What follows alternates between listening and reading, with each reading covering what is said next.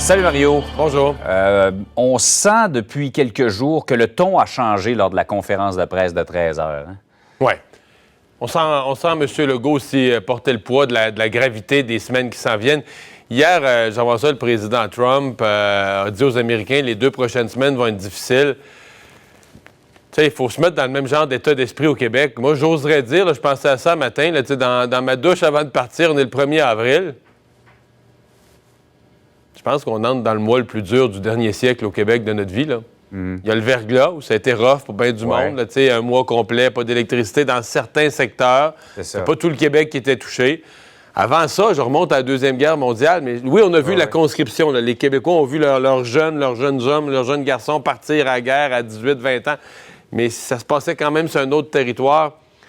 Mais avril 2020, là, on va s'en souvenir. Puis je comprends les slogans, ça va bien aller. Il faut rester dans un état d'esprit. Un jour à la fois. C'est temporaire.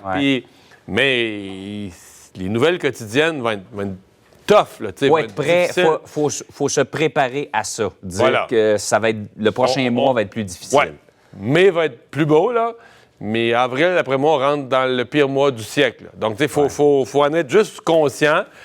Bon, puis là, il y a quand même 2 affaires à l'horizon. Le nombre d'hospitalisations reste bas. On a libéré beaucoup de lits dans les hôpitaux. On a en bas de 300 personnes hospitalisées pour l'instant. Ce qui veut dire qu'on est à quoi? À peu près 5 de... C'est ça. Donc, on a de la capacité hospitalière. Donc, ça, c'est la bonne nouvelle dans tout ça. Les gens qui vont tomber malades aujourd'hui gravement, qui vont avoir besoin de soins, on ne sera pas comme en Italie ou en Espagne où on a une couverte à terre, les gens se couchent dessus, puis on n'a plus personne pour les soigner, puis on n'a plus de machine pour les intuber. On n'est pas proche de ça. Non. Ça, c'est...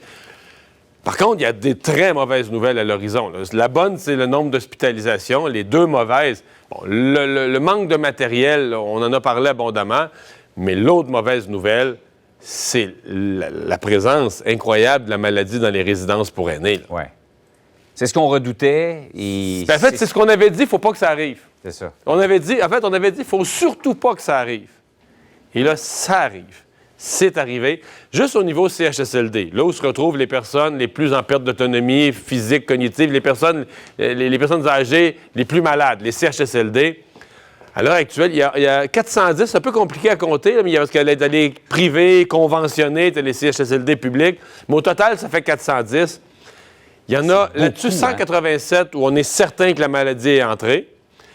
Et il y en aurait, Jean-François, selon les données que j'obtiens au ministère de la Santé, quelques autres où on est en investigation. On a des inquiétudes sur un cas, sur une personne, on n'a pas de test positif. Presque la moitié, quand tu mets tout ça ensemble, presque la moitié des CHSLD à l'heure actuelle ont un ou des cas, soit un membre du personnel, soit des aînés hébergés. Et là, dans les autres types de résidences pour personnes autonomes, etc., tu as vu les chiffres. Quand on fait le total, là, c'est plus de 400 résidences où il y a des personnes à l'heure actuelle qui ont des symptômes.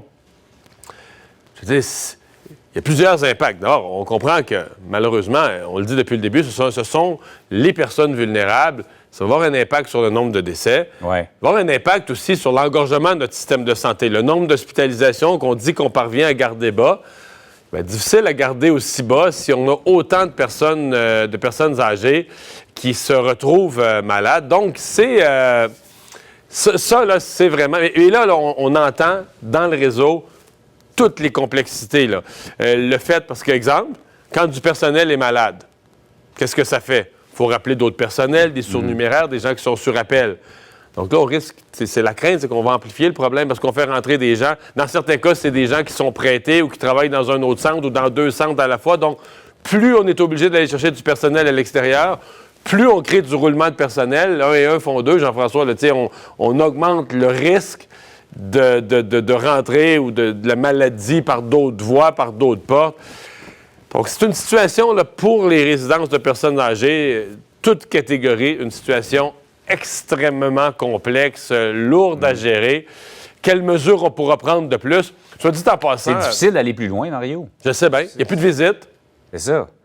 Je pense qu'il faudrait mettre vraiment... Là, on nous dit cette semaine qu'on le fait de la sécurité, qu'au moins dans les résidences personnes autonomes, d'enlever toute tricherie là, sur la visite, puis les entrées, puis les sorties, ou encore il y a quelques jours. C'est ça, encore il y a quelques jours, là, il y a des gens qui trichaient, qui contrevenaient aux règles dans des résidences personnes autonomes où il y avait eu des décès. sais, on l'a vu d'ailleurs à celle de Lavaltrie, la résidence Eva, mais on pourrait penser, si dans ta gang à toi, là, ceux que tu croisais à la cafétéria ou à la salle à manger la semaine passée, il y en a de morts.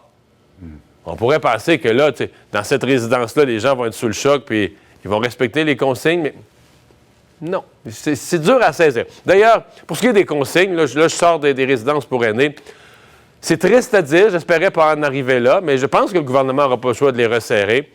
Il n'y a pas une journée où j'entends pas, via les réseaux sociaux, des gens à qui on parle, des gens qui connaissent des gens qui font n'importe quoi, des gens... Il y a des gens qui nous écrivent, vous dire comment je peux dénoncer telle personne. Non, mais encore cette semaine, j'ai entendu qu'une personne du 3e âge qui fait partie des clientèles à risque, c'était sa fête, on fait sa fête, les enfants à la maison, des enfants qui eux-mêmes n'ont rien respecté depuis le début. Là.